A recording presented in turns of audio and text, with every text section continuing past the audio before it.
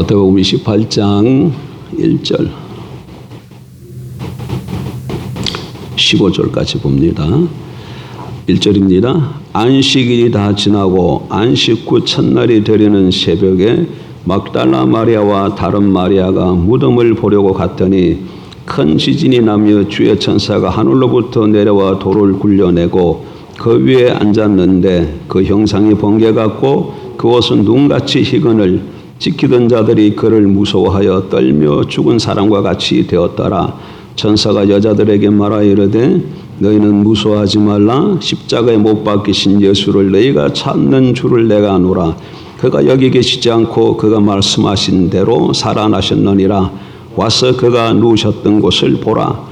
또 빨리 가서 그의 제자들에게 이르되 그가 죽은 자 가운데서 살아나셨고 너희보다 먼저 갈릴리로 가시나니 거기서 너희가 배우리라 하라. 보라 내가 너희에게 알렸느니라 하거늘 그 여자들이 무서움과 큰 기쁨으로 빨리 무덤을 떠나 제자들에게 알리려고 다름질할세 예수께서 그들을 만나 이르시되 평안하냐 하시거늘 여자들이 나아가 그 발을 붙잡고 경배하니 이에 예수께서 이르시되 무서워하지 말라. 가서 내 형제들에게 갈릴리로 가라 하라. 거기서 나를 보리라 하시니라. 여자들이 갈 때 경비병 중 몇이 성에 들어가 모든 된 일을 대제사장 등에게 알리니 그들이 장로들과 함께 모여 의논하고 군인들에게 돈을 많이 주며 이르되 너희는 말하기를 그의 제자들이 밤에 와서 우리가 잘 때에 그를 도둑질하여 갔다 하라. 만일 이 말이 총독에게 들리면 우리가 군하여 너희를 근심하지 않게 하리라 하니 군인들이 돈을 받고 가르친 대로 하였으니 이 말이 오늘날까지 유대인 가운데 두루 퍼지니라. 아멘. 성경 내용 가운데 이렇게 보면 사람들이 읽었을 때 별 문제 없이 받아들일 수 있는 내용들이 있습니다. 가령 내 부모를 공경하라, 내 이웃을 내 몸과 같이 사랑하라 이런 말씀이죠. 이런 말씀들은 도덕 윤리적인 말씀이기 때문에 부담 없이 거부감 없이 우리가 받을 수가 있습니다. 그러나 어떤 말씀은 받아들이기가 쉽지 않아요. 거부감이 생기는 말씀들이 있습니다. 그 중에 대표적인 것이 이 부활이죠. 사람이 한번 죽었으면 끝나는 것이지 어떻게 사람이 다시 살아나? 굉장히 이성적으로 이해가 되지 않습니다.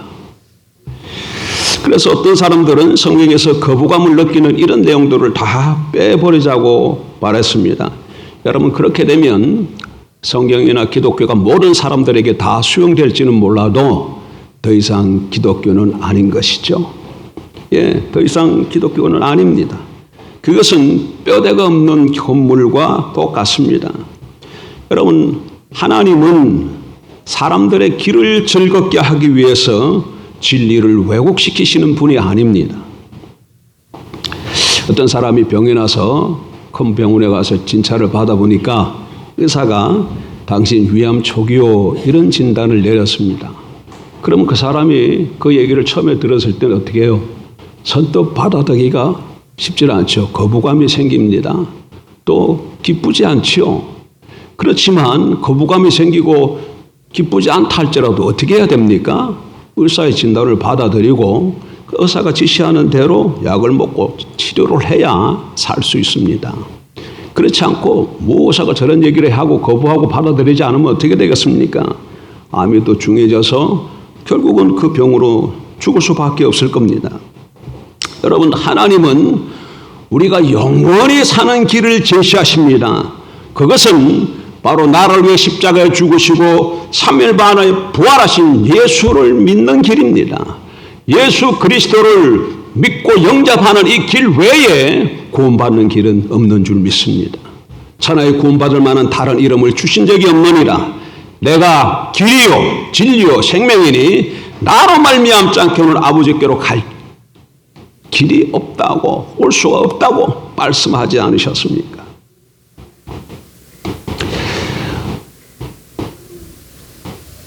하나님은 우리가 영원히 사는 길을 제시하셨는데 이 예수 그리스도의 이 길을 내 생각이나 기분에 맞지 않는다고 포기하고 받아들이지 않으면 살 수 없을 줄 믿습니다.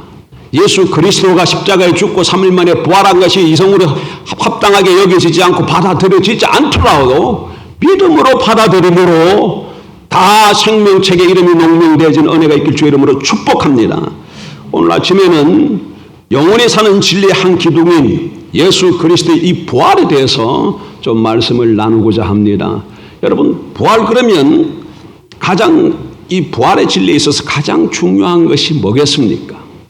부활, 예수님의 살아나심, 이 부활이라는 단어 오해도 좀 나누겠지만 정확하게 표현하면 부활했다 그러면 예수님이 죽으시고 예수님 스스로 살아난 것처럼 읽혀지잖아요. 근데 그렇지가 않고 성경은 이렇게 졌다 이렇게 표현하고 있어요. 예수님이 죽으신 다음에 어떻게 됐다고요? 이렇게 졌다. 그러면 누군가가 뭐 하는 사람이 있어요? 일으킨 사람이 있잖아요. 일으킨 존재가 있잖아요. 예. 일으킨 존재가. 이게 부활이에요. 이게 부활이에요. 그러니까 부활 진리 중에서 가장 중요한 것은 부활하신 주님을 만나는 것이라고 믿습니다. 왜냐하면 부활한 주님을 만나야, 눈으로 경험해야 부활신앙을 가질 수 있고 구원을 받을 수 있기 때문에 그렇습니다. 그러면 이런 부활신앙을 갖고 구원을 얻는 이런 주님을 만나기 위해서는 우리가 어떻게 해야 될까요? 사모함으로 부활의 주님을 만나기를 사모해야 합니다. 1절부터 6절까지 보십시다. 부활의 주님을 만나려면 어떻게 해야 된다고요? 부활의 주님을 만나기를 사모해야 한다. 안식일이 다 지나고 안식 후 첫날이 되려는 새벽에 막달라 마리아와 다른 마리아가 무덤을 보려고 갔더니 큰 지진이 나며 주의 천사가 하늘로부터 내려와 돌을 굴려내고 그 위에 앉았는데 그 형상이 번겨갔고 그것은 눈같이 희건을 지키던 자들이 그를 무서워하여 떨며 죽은 사람과 같이 되었더라. 천사가 여자들에게 말하여 이르되 너희는 무서워하지 말라. 십자가에 못 박히신 예수를 너희가 찾는 줄을 내가 아노라. 그가 여기 계시지 않고 그가 말씀하시던 대로 살아나셨느니라. 와서 그가 누우셨던 것을 보라. 예수님이 언제 돌아가셨습니까? 성금요일이라고 그러죠. 금요일 오후에 돌아가셨어요. 십자가에 달려 죽으셨습니다. 절망의 토요일이 지나고 일요일이 돌아왔죠. 안식 후 첫날 주일 새벽이 되었습니다. 아직 날이 밝기 전 새벽에 모든 사람들이 잠자고 있을 시간입니다. 이런 시간에 막달라 마리아와 다른 마리아가 주님을 보기 위해서 무덤에 찾았습니다. 여인들 두 사람이 무덤을 찾아갔을 때 그들의 마음이 어땠을까요?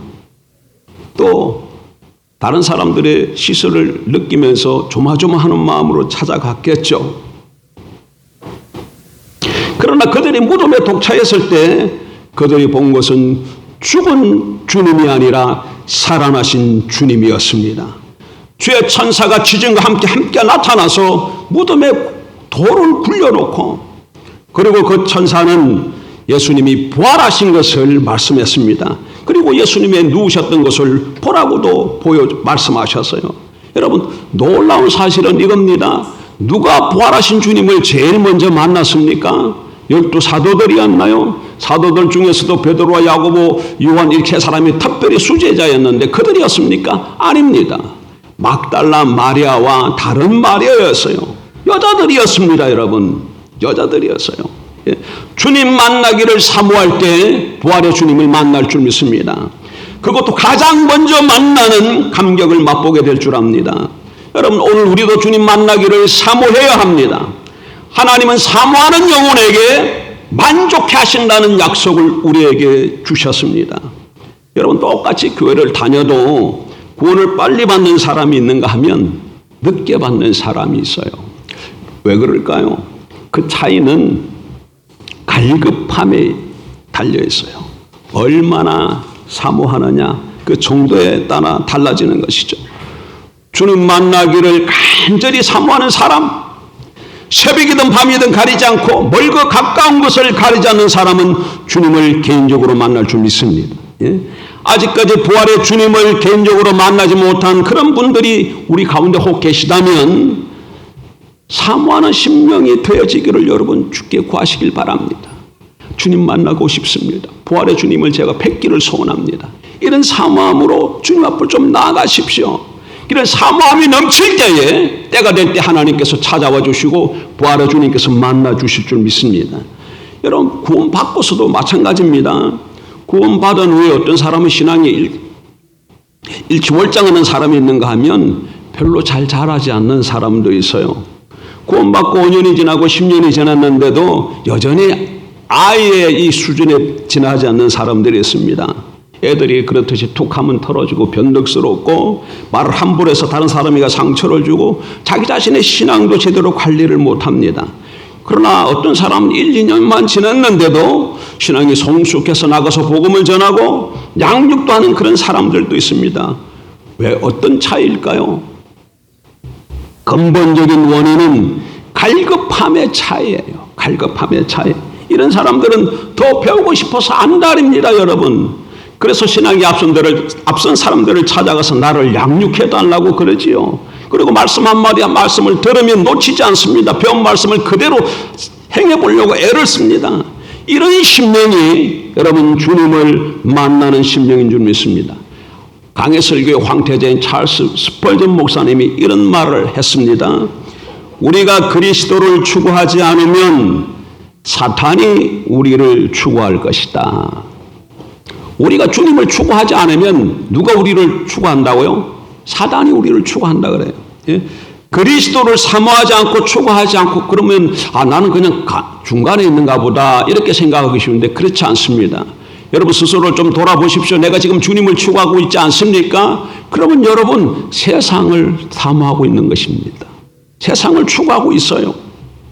그렇게 되면 어떻게 되겠습니까? 결국 사단의 표적이 될 수밖에 없습니다.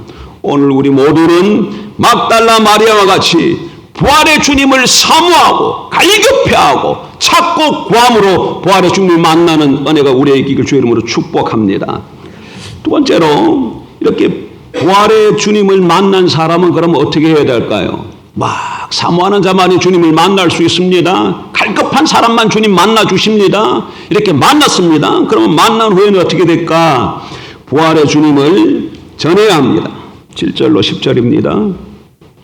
또 빨리 가서 그의 제자들에게 이르되 그가 죽은 자 가운데서 살아나셨고 너희보다 먼저 갈릴리로 가시나니 거기서 너희가 배우리라 하라. 보라 내가 너희에게 일렀느니라 하거늘 그 여자들이 무서움과 큰 기쁨으로 빨리 무덤을 떠나 제자들에게 알리려고 다름질할새 예수께서 그들을 만나 이르시되 평안하냐 하시거늘 여자들이 나아가 그 발을 붙잡고 경배하니 이에 예수께서 이르시되 무서워하지 말라. 가서 내 형제들에게로 갈릴리로 가라 하라. 거기서 나를 보리라 하시니라. 예수님이 부활의 소식을 맨 처음에 접한 마리아와 다른 마리아는 어떤 일을 했습니까? 천사들은 여자들에게 부활의 소식을 전하라고 말했습니다. 여자들은 두려움과 기쁨으로 범벅이 된 채 제자들에게 이 소식을 전하라고 달려갔습니다. 가다가 주님을 실제로 만나기도 했지 않습니까? 천사들로부터 주님이 살아났다는 소식을 들은 것만으로도 만족스러운데 이제 직접 주님을 만났어요. 부활의 주님을 만나본 사람들은 그 사실을 전해야 될 줄 압니다. 예? 부활의 주님 만난 사람, 부활의 주님을 전하는 것이 당연한 것이죠. 여러분, 부활의 주님을 만난 적이 있습니까? 그 주님이 여러분 심령 속에 분명히 살아계신가요? 그렇다면 그런 사람은 주님을 전해야 될 의무가 있습니다. 여러분, 이건 선택이 아닙니다. 해도 그만이고 안 해도 그만인 것이 아닙니다. 모든 그리스도인들은 예수 그리스도를 믿고 영접하고 그 분을 만남으로 구원받은 하나님의 백성이라면 마땅한 의무가 주어지는데 부활의 주님을 전해야 된다는 것이죠. 우리 주님은 땅끝까지 이 소식을 전하라고 우리에게 명령하셨습니다. 그러므로 우리는 가야 됩니다. 성경이 뭐라고 되었습니까? 사도행전 1장 8절 예루살렘과 온 유다와 사마리아와 그리고 땅끝까지 이르러 내 증인이 되라 이렇게 말씀하고 계시지 않습니까? 그래서 우리는 가야 되는 것이죠. 가서 전해야 될 줄 압니다. 부모에게 전하고 친지에게 전하고 친구에게 전하고 이웃에게 전하고 내가 만난 주님, 부활하신 주님, 내게 구원을 베푸신 그 하나님을 동료에게 전해야 합니다. 전하되 신실하게 전해야 됩니다. 듣든지 아니 듣든지 결과가 있든지 없든지 그 결과는 하나님께서 책임지십니다. 우리 소관이 아니에요. 그래서 어떤 분이 제가 CCC 훈련 받을 때인가 이런 말을 들은 적이 있어요. 성공적인 전도란, 여러분 한번 따라해 보십시다. 성공적인 전도란 성령의 능력 안에서 그리스도만 전하고 그 결과는 하나님께 맡기는 것이다. 예, 성공적인 전도가 뭐냐? 성령의 능력 안에서 그리스도만 전하고 그 결과는 하나님께 맡기는 거예요. 교회 데리고 오려고 하는 게 목적이 아니야. 나는 내가 만난 주님, 살아계신 부활의 주님, 그분을 증거한 것으로 내 책임을 다하는 거예요. 내 책임을 다하는 거예요. 그러면 인도할 만한 자는 하나님께서 주 앞으로 다시금 인도해 주실 줄 믿습니다. 어떤 한 사람이 매주 토요일마다 저녁이면 길 한 모퉁이에서 전도지를 나누어 줬습니다. 그것을 무려 한 40년 동안 그 일을 했습니다. 근데 눈에 당장에 보이는 열매가 없어. 40년 동안 토요일마다 저녁이 되면 늘 나가서 복음을 전하고 전도지를 나누어 줬는데, 그래서 이 사람이 낙심이 되어서 더 이상 전하기를 그만두었습니다. 얼마간 시간이 지난 후에, 몇 년 후에 다시 그 모퉁이 길을 한번 나가봤어요. 그랬더니 이게 웬걸, 어떤 젊은 청년이 거기서 전도지를 주면서 복음을 전하고 있었어요. 그래서 그 젊은이에게 가서 여보게, 당신은 어떻게 해서 여기서 이렇게 복음을 전하게 되었습니까? 하고 물으니까 그 젊은이가 이런 얘기를 했어요. 어떤 노인이 이 모퉁이에서 오랫동안 전도지를 나누어 주었습니다. 내가 그 전도지로 구원을 받았습니다. 아마 그 노인은 이제 천국에 가고 없는 것 같습니다. 그래서 내가 그 일을 지금 대신하고 있습니다. 그 얘기를 듣는 이 노인이 너무나 감격스러워서 눈물을 흘리면서 여보시오, 내가 바로 그 사람이요. 나는 이제 다시 주님 오실 때까지 이 자리를 지키겠소. 이렇게 말했답니다. 여러분 얼마나 신실한가? 얼마나 놀랍습니까? 우리도 이렇게 부활의 주님을 전하는 저와 여러분 되길 주 이름으로 축복합니다. 때가 주어졌든지 아니 주든지 형편이 되든지 아니 되든지 내가 만난 주님, 나를 위해 십자가에 못 박혀 죽고 3일 만에 부활하신 주님, 내게 생명을 주신 주님, 영생을 주신 주님, 그리고 그 영생의 능력으로 담대히 복음을 전하는 저와 여러분 되길 주 이름으로 축복합니다. 사모함으로 부활의 주님을 만나고 기쁨으로 그분을 전한 다음에는 어떻게 해야 되겠습니까? 부활의 주님을 요동없이 믿어야 합니다. 11, 15 같이 보십시다. 여자들이 갈 때에 경비병 중 몇이 성에 들어가 모든 된 일을 대제사장들에게 알리니 그들이 장로들과 함께 모여 의논하고 군인들에게 돈을 많이 주며 이르되 너희는 말하기를 그의 제자들이 밤에 와서 우리가 잘 때에 그를 도둑질하여 갔다 하라. 만일 이 말이 총독에게 들리면 우리가 권하여 너희로 근심하지 않게 하리라 하니 군인들이 돈을 받고 가르친 대로 하였으니 이 말이 오늘날까지 유대인 가운데에 두루 퍼지니라. 예수님이 부활한 후에 무덤을 지키던 파수꾼들이 어떻게 행동했습니까? 대제사장들한테 가서 정말 땅에 지진이 나고 천사가 내려와서 돌을 굴리고 예수님이 부활했습니다. 이렇게 보고를 했어요. 그랬더니 대제사장들이 장로들을 불러 모으고 공작을 꾸몄습니다. 사실을 은폐하고 왜곡시키기로 한 것이죠. 파수꾼들에게 돈을 많이 주고 그들을 매수했어요. 어떻게? 예수의 제자들이 밤에 몰래 와서 우리가 잠들어 있는 동안에 시체를 훔쳐갔다. 그리고는 부활했다고 거짓말을 하고 있다. 이렇게 유언비어를 퍼뜨리도록 한 것이죠. 여러분, 이것은 지금도 마찬가지입니다. 사단은 사람들을 통해서 허위 사실을 유포합니다. 예수님의 부활이 거짓말이라고 합니다. 여러분, 심지어 예수님의 부활을 안 믿는 사람들이 일반 평신도들이 아니라 신학자 중에도 이런 사람들이 있습니다. 신학자 중에도 굉장히 오래됐지만 저는 그 교단을 비난하거나 비판할 마음은 없어요. 단지 그 교단에, 감리교 교단에 변산한 학장이라는 분이 계셔요. 나이가 많을 겁니다. 돌아가셨는지도 모르겠어요. 그리고 홍정수라는 교수도 있어요. 이 사람들은 무슨 얘기를 하냐면 예수의 부활은 생물학적으로 불가능하다.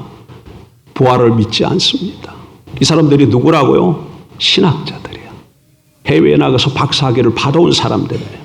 그런데 이 사람들이 부활을 안 믿어요. 그럼 부활을 말 안 합니까? 부활을 말을 합니다. 그런데 그들이 말하는 부활은 우리가 말하는 부활과 달라요. 우리 부활은 어떤 부활이에요? 육체적 부활을 말하고 있는 거예요. 비록 우리 지금 이런 몸은 아니지만 신령한 몸으로 주님이 다시금 살아난 것을 우리가 믿고 고백하지 않습니까? 그들은 그러나 예수님이 다시 육체적으로 부활한 걸 믿지 않아요. 다만 의미적으로 예수님의 말씀이, 예수님의 생각이, 예수님의 사상이 우리 심령 속에, 마음 속에 있기 때문에 그런 차원에서 부활을 얘기하고 있다는 것이죠. 이것은 모두 사단의 속임수입니다.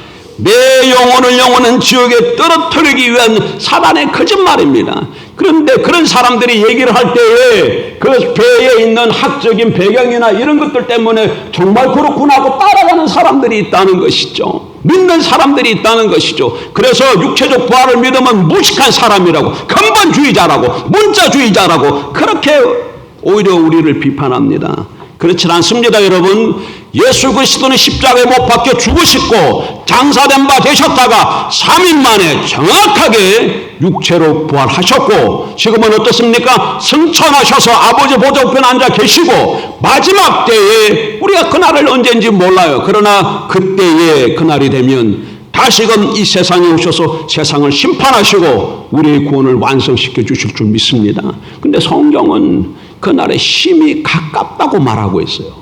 그날과 그 시가 언제인지 모르지만 성경 그날과 그 시를 모른다고 얘기했습니다. 어느 옛날에 그 다미성교회 이장님 목사인가요?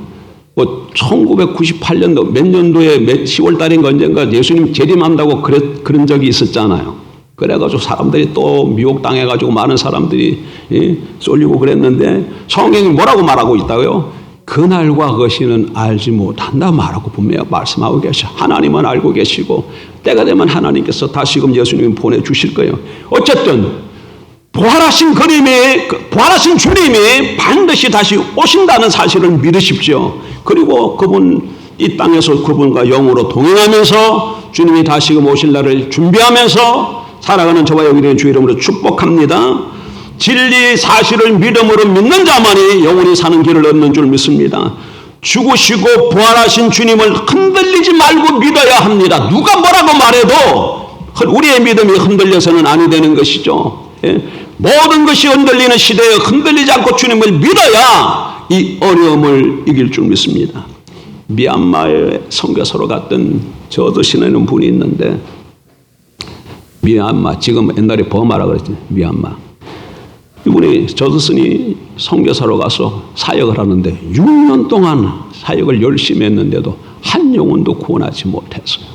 한 영혼도. 그러면 낙심할 만하지 않습니까? 그러나 저드슨은 낙심하지 않습니다. 주님을 바라보고 요동하지 않고 자기가 주어진 일을 계속해서 한 걸음 한 걸음 계속 주님과 동행해서 나아갔죠. 나중에 무슨 일이 벌어졌습니까? 주님을 향한 그 믿음이 요지부동하지 않고 끝끝내 주님을 바라보면서 복음을 전하니까 때가 되니까 수년이 지난 후 때가 되니까 수천 명이 주님 앞으로 돌아오는 역사가 있었다고 합니다.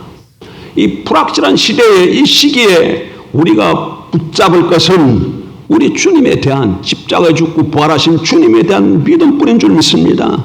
이 믿음이 흔들리면 안 됩니다. 믿음이 흔들리면 집의 기초가 흔들리는 것과 똑같습니다. 여러분, 창문이 깨지고 지붕에 구멍이 나면 어떻게 하면 돼요? 창문 틀을 갈고 구멍을 수리하면 살 수 있어요. 그러나 기초가 흔들려버리면 어떻게 돼? 집에 기초가 흔들리면 그 집은 수리할 수가 없고 철거하고 다시 져야 합니다. 굳건한 믿음은 우리 삶의 기초인 줄 믿습니다. 부활의 주님을 굳건히 믿기를 주의 이름으로 축복합니다. 예, 어떤 상황 속에서도 모르겠어요. 우리 시대에는 아마 그런 일이 없을 것 같지만 혹도 모르지. 어떻게 선교사로 나갈 수도 있고 또 개인적으로 어떤 일을 당할 수 있는데 예수 믿는 것 때문에 핍박을 받을 수도 있어요. 그런 상황이 잘 없겠지만 혹 있다 할지라도 그런 상황에 놓여 있다 할지라도 주님 바라보고 세상을 내가 이겼노라 하신 주님의 음성을 믿고 끝까지 십자가를 붙들고 요지부동하지 않고 견디는 자만이 끝끝내 구원의 반열에 세워질 줄 믿습니다. 말씀을 정리합니다. 주님이 부활이라는 이 진리에 있어서 가장 중요한 것은 부활하신 주님을 만나는 거예요. 여러분 부활하신 주님을 믿습니까? 그러면 가장 중요한 게 뭐겠어요? 그분을 만나는 것이에요. 그럼 어떻게 하면 주님을 만날 수 있을까? 내가 부활의 주님을 사모할 때, 갈급할 때, 만나기를 원할 때 주님께서 만나주세요. 그러면 사모함으로 주님을 만났습니다. 그러면 다음에 우리가 해야 할 일은 뭐겠습니까? 내 죄를 위해서 십자가에 죽고 3일 만에 부활하신 그분을, 내가 만난 그분을 세상에 나가서 만난 사람마다 증거하는 것이죠. 그리고 그 다음에 해야 할 일은 뭐겠습니까? 주님을 믿는 믿음, 어떤 상황 속에서 요동치 않고 흔들리지 그 믿음 가운데 굳건히 서는 믿음인 줄 믿습니다. 한 주간 이 말씀 붙들고 승리하는 저와 여러분 되길 주의 이름으로 축복합니다. 기도하십시다.